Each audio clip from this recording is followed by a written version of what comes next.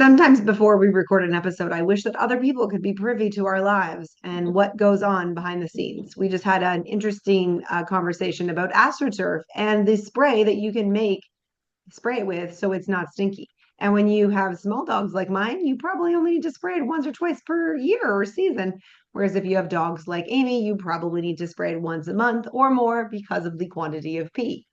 Anyway, I digress and move into today's episode. Welcome to Sweet Insights with Allie and Amy, where today, on today's episode, we are talking about why self care isn't selfish and making time for your hormonal health is super, uber important.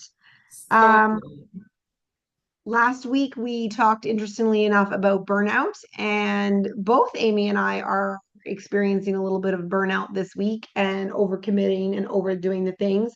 And so, what I really want to reinforce with our viewers is that we are learning about these things and we are sharing these things. We are not perfect. You are not perfect.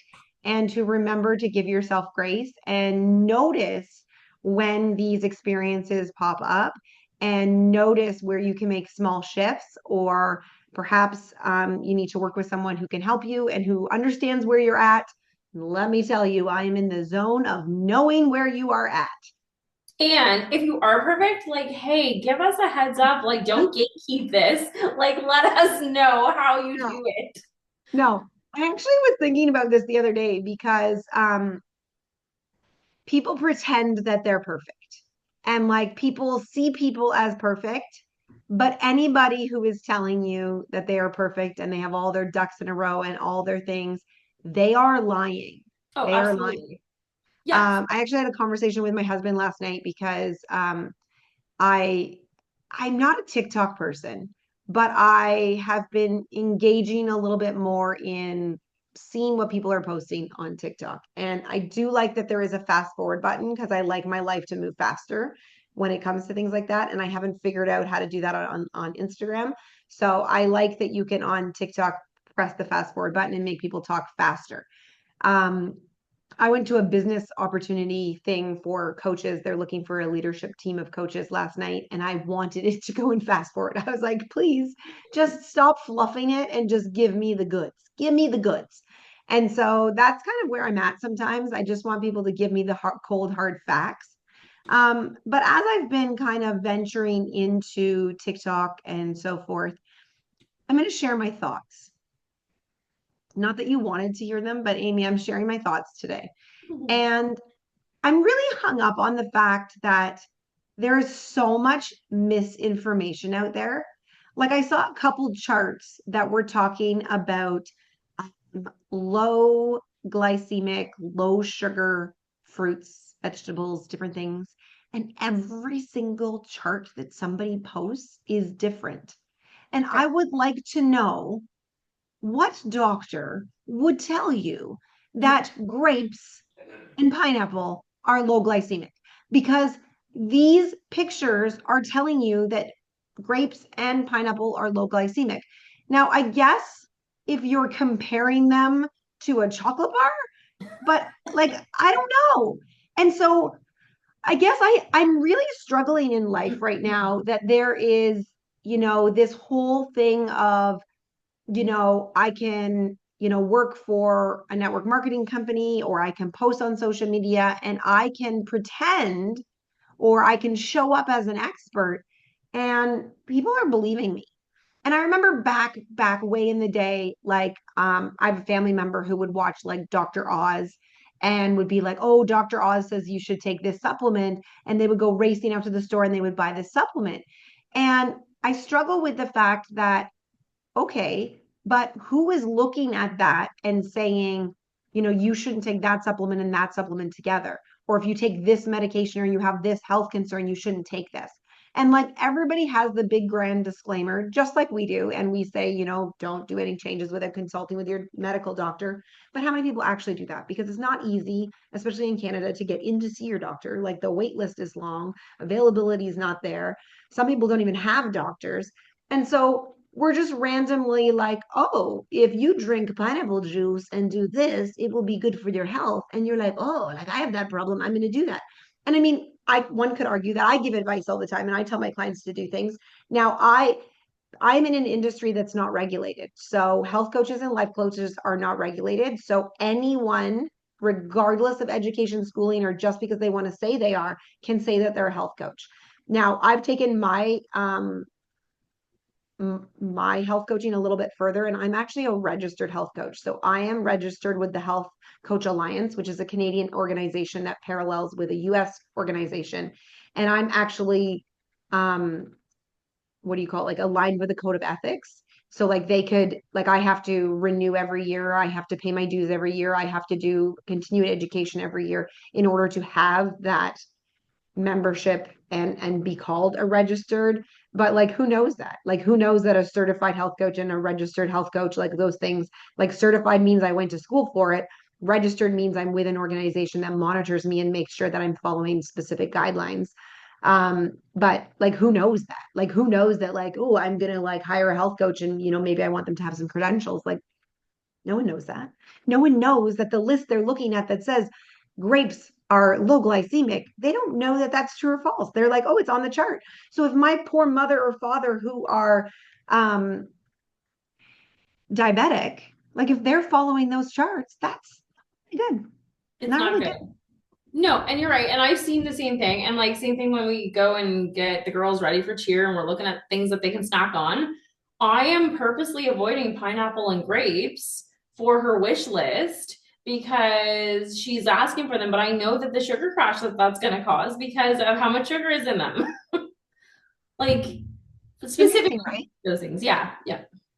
So that's my rant for the day. I apologize if no one wanted to listen to my rant, but like I just think that we need to know who we're listening to. We need to pay attention to what we're consuming. Because I really feel like we're in a day, an age where we can make anything true, right? Like if I want to search something up and I want something to be true, like if I want you to believe that eating grapes is good for perimenopause, I bet you I could find information on that somewhere, Oh, I'm sure you could. If you put it into Google, it will provide, right? right? Like I Um, love that we're in the day and age of information, but I also like it's kind of scary. Absolutely. And for anybody who didn't want to listen to you, they're just hitting the skip button on the 15 seconds. I'm just When are joking. we gonna switch topics? When? Uh, I listened to a podcast this weekend. I never listened to a podcast. You know that I'm not a podcast person. Yeah, you're not. And I really like Mel Robbins. I'm a Mel Robbins Yep. fan. And I listened to one of her podcasts when I was driving in the car, and I was so happy that I listened to it. I found it very entertaining and fun, and I just like her demeanor. And it's just really interesting the things that you can learn from people. And so today, what I hope people can learn from us is that self-care isn't selfish, that it is important, and that when we talk about hormones and we talk about hormone balancing and we talk about aging, self-care isn't just bubble baths and spa days. There are so many ways that you can offer yourself self-care. Those things are great. And if you have time for those and you can do those, you absolutely should. But we really want to be careful that self-care isn't something that we add to our stress list because so many people do. Agreed. And it can be stressful, especially if you don't know how or what to do with it. I find that if I am not sure how to take care of myself in the moment, that I can be stressed out about it. And then it just everything piles on and it gets worse. So sometimes I just actually have to do it. And I love that, not everyone can take bubble baths and have spa days, and not everyone's into that. I personally am. That's my thing. But otherwise, yeah, there's so many ways that we can do it and still allow yourself to bring yourself out of the moment and take time for yourself. And so, with that being said, you need to jump off temporarily, and I will continue to talk about self care until you come back. Um, I'm good for a few minutes. I do. And this is why we've had, if anyone knew our conversations before our podcast starts, like it's pure chaos, I think sometimes. But yes, I do have to pop off for a few minutes, not quite yet. And when I do, Allie will keep going and I'll be right back. That's amazing. So let's talk about how you know, stress can be super hormonal. So every time you skip rest, you choose to stay up late binge watching that TV show, you're, choosing to skip the rest, you're overcommitting or you're pushing through, your cortisol level, that stress hormone is rising. When we have chronic stress, we are running into adrenal fatigue. I remember back in the day when I worked in the corporate world, I had gone and seen a naturopathic doctor, and they basically said that my adrenals were so shot that my eyes weren't responding to light. And so, those things, our estrogen, our progesterone imbalances, sleep disturbances, sugar cravings, they're all so connected. And when we are living our lives and we're trying to be everything to everyone, we've got to figure out a way to set better boundaries. Whether those boundaries are time commitments, if it's learning to say no. But basically, if we keep going and not prioritizing any of those things that are personal to us that are going to help us with those regulations, we're really shutting down our nervous system. And eventually, that stress is going to lead into adrenal fatigue and so forth. And so noticing that and noticing the difference between, accepting daily stress that is life and acknowledging that, like, hey, I've had a really busy week or I've had a really busy day. What can I do to recharge? And that might be something as simple as unplugging for a couple hours or an hour or 15 minutes, or having a phone call with a friend and just vomiting it all out. Um, there's so many things, but we really want to kind of curb those things that get in the way of that self-care. So the I don't have time. Let's talk about that, Amy. I don't have time. How many times do you say that? I would like to say that I say it more often than I do. I am the person that says, sure, I'll fit it in. Yeah. But when So, it comes to you, yes. because you're always fitting everyone else Yeah. in, and that's the kind of messaging, right? Is that when we say yes to someone else, we're saying no to ourselves in some Right. regard, especially if we've overcommitted. And so, you know, being able to say, I don't have time sounds really like harsh and sounds really like no, like people struggle with no, like it's so hard to say no. Yeah. It really But is. it's almost permission, right? And you can change the wording if you want, but it's permission to be like, I'm already maxed out. So Yeah. like, and it can be a no, but later. You Right. know what? I can't fit that in this week, but I'm happy to re-look at it next week. Yeah, and I feel like that's something that's so important, and it is something that I work very hard on. And although every day doesn't look like that, I feel personally in the last few years I've gotten better at getting better at it. Mhm. So not better at it, but I'm getting better at getting better at it. And it's progress, right? And it's that, and especially in certain careers like yours, right? You're going to have busy seasons, you're going to have time where there's less time because of the demands that the industry puts on you, that the time, spring is probably busier than other months, that kind of thing.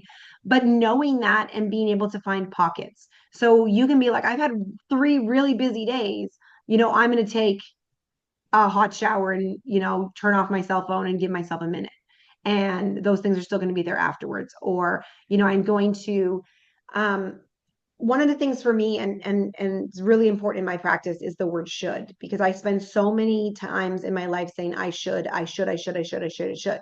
And when we're not shoulding, we're feeling guilty about the shoulding, right? And so giving yourself that, like, oh, I should be messaging this person and I should be doing this and I should be doing that, saying, you know what, no, for 15 minutes I'm turning off the guilt with the shoulds, and I'm going to just do this for 15 minutes. And that is huge self-care right there. Yeah, absolutely. And I think that even one of the things you said, like when you're skipping rest or overcommitting or anything like that, like some of the little things that it made me think of right away is like the times, like you said, you're binge watching TV because guilty as charged. But I could be going to bed a little earlier. Like the things that would be just something I could do for myself. And you hit it right on the nose. Like I feel like when I'm watching TV and binging, I'm doing it for me because I just want to sit and watch my show. But really, I should be like, okay, I know I'm tired. I know I had a long day. I really should stop binging and do something for me and go to bed early. Well, it's interesting because I just talked about the word should, and that is like the exact thing that you said. I should, right? And I love that you gave the example of binge watching TV because I was really intentional last night. And at 10:30, our episode of our binge watching show, we're watching Tracker right now, and it's so good. My husband was like, "Do you want to watch the next episode?" And it's 10:30. So like we typically go to bed at 11. And sometimes I fall asleep on the couch because I'm pushing it too far. And I said to him, no, I think we should stop here and we should go to bed. I'm actually tired. When, except, do you know what I turned around and did? I grabbed my phone to go plug it in. And somehow I found myself in the TikTok. And he tidied up the kitchen and then was like, well, I'm going to bed. Are you coming? And I was like, yep, I'm coming. 11:05, I'm still on TikTok. Yeah, it's a trap. It is a trap. But the question now, and this is where I think that like things are really important, is that that is not a typical behavior for me. Right. And so when we look at our habits, we want to look at what triggers that habit. So when I reflect today on like how weird that was, I need to reflect on what triggered that behavior, what was going on. And interestingly enough, I find a lot with social media is we're in avoidance. We live in a society where we don't focus on quieting our mind, we fill our mind. So if we have like a micro moment of time, we're like, oh, I'm going to grab my phone and I'm going to like fill it with something because it's like the quiet is too hard. Right. And that's something really important for people to notice and to work through essentially. Um, Now going back to like our stress and the things that happen with stress, there's like this they call it invisible labor. I've heard it referred to as. And it's quite interesting because those are the things that we don't really equate to our stress. That invisible to-do list that's like piling up in your head that you're like, oh my gosh, whatever day is coming and like, I've got all these things to do. It's that decision fatigue because we have so many choices. I watched a minimalist and I got really excited and I'm embracing the black and white t-shirt. So if you see me a lot lately, I'm like eliminating decisions by like I have like 5 white t-shirts and 5 black t-shirts and like it's really easy to just put on a black t-shirt and a pair of jeans and you're like ready for the day. And I'm kind of loving that because like I don't have to decide what I'm going to wear. I'm like, oh, I'm going to wear a black t-shirt today and a white t-shirt tomorrow and I'm just going to rotate. And I'm kind of going through this black and white phase and I'm kind of loving it because there's no decision fatigue, right? Like go to the grocery store and pick a salad dressing. Oh, I want ranch. Okay. Oh, wait, there's 80 different brands of ranch and there's 80 different ingredients in all of them. Which one do I pick? It's exhausting. And Right. especially as wives and mothers and business owners, it's constantly decisions. And so I'm just my big decision is black or white t-shirt. I don't know how long this is going to last. I'm probably going to outgrow it really quickly, but who knows? Right now, this is where I'm at. I love it. Um, do you?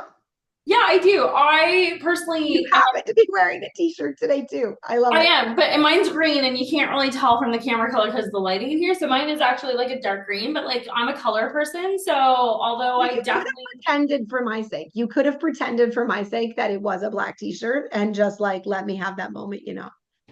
I am wearing a black t-shirt and I went along with it too. Allie chose the color for me. It's black. Okay. But yeah, I do love it because it does simplify things. And maybe it's not that you would just have black and white t-shirts, but maybe you just have like t-shirts that are all the same style. So you don't have to choose V-neck or not a V-neck or a crew neck or whatever. That definitely works. So I do love it. And I am going to pause it. I'll be right back. just when I was excited to engage in conversation with her, she was going to leash. My dogs are running around the kitchen island, having a massive barking feast, and I don't know if people can hear them or not, but there is WrestleMania is being around. And now my camera is blurring, and all kinds of great things are happening. Um, so I want to talk about.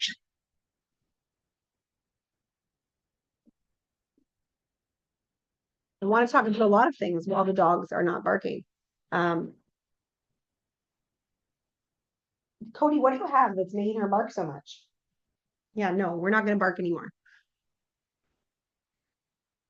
So here I am trying to regroup after the barking mess. So let's talk about some real world self-care that will actually help our hormones. When we talk about that nervous system regulation, that's where we will see, those micro moments of calm that I will talk about. And so, I'm not a big proponent when it comes to stress management of meditation. And part of the reason why that is a struggle for me is because I think most people who are super uber stressed are so far away from meditation that it's too big of a jump. And so meditation could actually cause them stress because they're worried that they're not doing it right. They're just really far from that. So it's one of the things that I don't actually teach because most of my clients are farther away from that than someone who could have a really good meditation practice. But micro moments of calm are really important. So learning to embrace those quiet moments without grabbing your cell phone, without having to move on to the next thing. And a lot of really cool strategies that I teach my clients that actually come before those deep breaths. Because depending on where you are, if you're in your critter brain, if you have that negative self-talk happening in your head, you can't turn that off in order to take a couple deep breaths. You need a couple of like strategies in between to get you there. And that's one of the really big things that I'm passionate about teaching. Nutrition support. We talk about this every single week about nutrition support, and supplemental support is super important because our food isn't grandma grown like it used to be. Our soil is more depleted than it used to be. All of those things. So those nutrients and those nutra that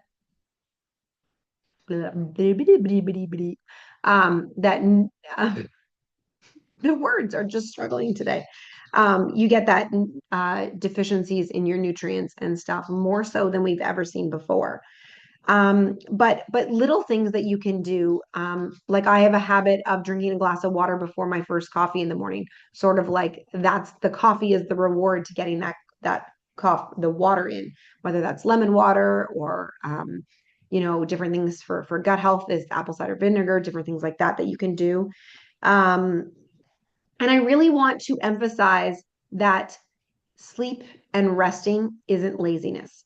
Years ago, I would always say if we had a lazy day, like a lazy Sunday, I would rage at the end of the day and we're like, we were so unproductive. We wasted the day. We could have done this, that, and the other thing, and we got nothing done. Well, what's beautiful about my shift in mindset is that I've now learned that resting is doing something. Resting is doing something for me. It was part of one of the reasons why we started watching football is because it was a great way to just sit and do nothing together. And it wasn't stressful, it was relaxing. And it was a really good way to shift into giving ourselves permission to do something that wasn't productive. And so we're still doing something by watching football, but it's not productive. And I used to be one of those people who had to be productive all the time. And if I wasn't being productive, that critter brain, that nasty voice in my head was being so mean to myself. Did you have to leave because you got like a Uber Eats delivery? No, no. I had business I had to attend to, but then I just You remembered I came had back with a a cup. coffee. No, I remember I had a coffee from over there, but yeah, I didn't just go and chug my coffee Okay. down the breeze I truck. feel better because I was like, if you're gonna Uber Eats, can you send me some Uber Eats too? Like that seems Right? fun today. I feel like today could be an Uber Eats day. I will definitely do that if I ever do that. No, no, it was business I had to attend to. No, and I like your little gremlin that you have, your critter brain, who sounds like a gremlin. Because face it, for anyone who's listened to our episodes, we've heard it. We've heard your critter brain. But like I get it. I am totally I have that same I'm going to say mindset mentality that like if I'm not doing something, I'm not being productive. And so for me to shut that all off and like, for example, take time to watch my shows, like binge, that is how I shut my brain off and like quiet the things around me. Sometimes I'm like being honest, I'll be sitting with my laptop in front of me, watching my shows, multitasking, having my phone because it's work that has to get done, but it's still something like rather than sitting here just doing this and like not having any I'm not I'm not gonna say I don't know what the right word is. Not enjoying myself and being at a rigid desk and chair and working when, you know, it's that time of the day that I've worked all day. Now I need a comfy chair and I need something to distract my brain a little bit just so that I can kind of get through if I'm just doing like my own paperwork. Which is Then a for me, 100% yeah, fine, right? Like yeah, I work on the couch all the time. yeah. However, let's be clear, that is not downtime. It's not. And I'm not saying it's downtime, but for me, it's a compromise if I can't get the downtime that day that I really need. And I will make sure I get it the next day, then at least I can compromise and like do 50-50. Yeah, absolutely. And it's part of the reason why I like, so I have a desk now that I have set up with two monitors, and I will sit there sometimes being super uber productive, but then other times I sit on my couch with my dogs. And so a lot of times, like if I'm making social media posts or I'm doing things like that, I'll sit on the couch with my dogs because that is just fun work. It's easy work, I'm happy to be sitting with my dogs, those kind of things. Um, and when I do my article reading on Saturday morning, like it's fun, it's whatever. But what we really want to look at when we're looking at self-care is, are we identifying the time as self-care? Are we in a stage where our life where we can have the quiet? Can we have those moments of things? And if we can't, we need to really visit why we can't. And that's whether you're working with a coach or you're working with a therapist or you're working with someone. But that can be really, really beneficial because sometimes those are the things that are maybe making someone weight loss resistant, or they're making someone more stressed than they need to be. Um, I was thinking about it the other day. And I was actually going to make a TikTok video because I'm like, if I'm starting to watch TikToks, maybe I should make some. But I was thinking about it, and like so often in our lives, we are like super uber focused and productive and racing, and we're like reaching for that next level, and we want to be productive and all these things, and we're ultimately like chasing our tails for retirement. And Yeah. so we're chasing our tails for retirement so that we can be retired and like do nothing and whatever. And I'm quite passionate about this because my mother-in-law passed away not long into retirement. And so she didn't get what she was waiting for. She worked 2 extra years so her pension would be better. So her husband was done working and she worked extra years so her pension would be better. But then a year later, she passed away. So like she did the extra to get there to not being able to enjoy it. And I was thinking about that the other day and kind of pondering and was like, what if we could find ways to be like, okay, these are the things that I'm like so excited for in retirement, and these are the things I'm looking forward to. And like, what if we could take some of those things and incorporate them into our lives now? Um, It's really funny that you mentioned this, and I'm gonna cut in for a moment because there's this new trend where younger versions of us or younger generations are taking an early retirement. And this is the new trend. And they quit their Younger job, people than us. younger people than us. I'm So going to they're already retiring younger than us, is what you're saying? So yes, so the trend is Okay. that, but wait, let me explain. So the trend is that they're probably in their 20s, maybe early 30s, and they are quitting their jobs and they are going and living life and enjoying themselves. And then they're going to come back to work when they either decide what they want to do for another job or just take this little vacation, this mini break from work and life to enjoy what is out there now and then come back and work later. I'd like to know how that goes for them. Like, good for you and all these people that are influencers. I think a lot of people are doing this anyway because they're getting paid for being influencers. And they're going on all these mad vacations and trips and making life look so unrealistic for the people who do actually work very hard for their families and money. Not that influencers don't. I'm not trying to start a war on our podcast here. But but if I'm being honest, I've worked my butt off my whole life to get everything I have. And the lavish things that these people get to do, which is wonderful for them, and they're getting all of these brand sponsors and people that want to do cross branding with them, is wonderful. And then, you know, they're working at it very differently than the generation that we've been brought up in. But a lot of these younger generation now are going and doing this early retirement fad. So it's very interesting. I'm interested to see how it plays out for them when they are a little older and coming back and trying to jump back into life, I Yes. guess. But it's also interesting, this whole thing, like, again, we're kind of in this society of all or nothing, right? And so, like, but what if you had a little bit of both? Right? Like, Right. what if you were able to create, and I would say, like, does balance actually exist? But like, what if you were able to create this space for yourself where, you're not killing yourself now to Right. have what's in the future, which may never happen. And so, like, I used to teach my clients all the time, especially during COVID. It was a big thing for me where I would say to them, okay, when you go on vacation, what are those things that you love? What are those things that you're craving because you couldn't go on vacation at that time? And how do we create those things in our daily lives? For my husband, it was sitting and having a coffee in the sun. He would always at home empty the dishwasher while he was having a coffee, doing those kind of things. Whereas on vacation, he would sit in the sun. And I was like, well, what if you incorporated that at home? What if you said, I'm going to actually pour a cup of coffee and sit in the sun and enjoy it? Similarly, like, when I am on vacation, I'll read like a suspense novel or a trashy romance novel. Well, what if I incorporated that into my regular life? Um, and even last week, I decided that I read a lot of books on Kindle or on my tablet.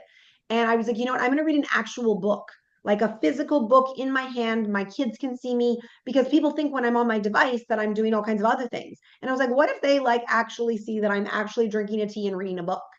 And like, the dynamics in the house were almost different because they were like, oh, mom's reading. And it wasn't that like mom's on her laptop working or whatever. It was like mom's reading. And I might have been reading before on an electrical device, but their perception of what I was doing was very different too. So, all points to ponder, and we are running out of time and we are going to Yes. get cut off. Ah, So, you know, I really wanted to dive in today a little bit about like specific self-care things that you can do. But maybe that's something that we can talk about on Instagram and kind of plug some suggestions away. But and add in the show notes or the comments below, things that you're doing or things that you could start doing. I really want you to ponder in your own lives, what are you doing for self-care? And are you only classifying self-care as baths and spa days? I went this week for a Vietnamese head massage. If you want to know more about it, reach out to me, message me.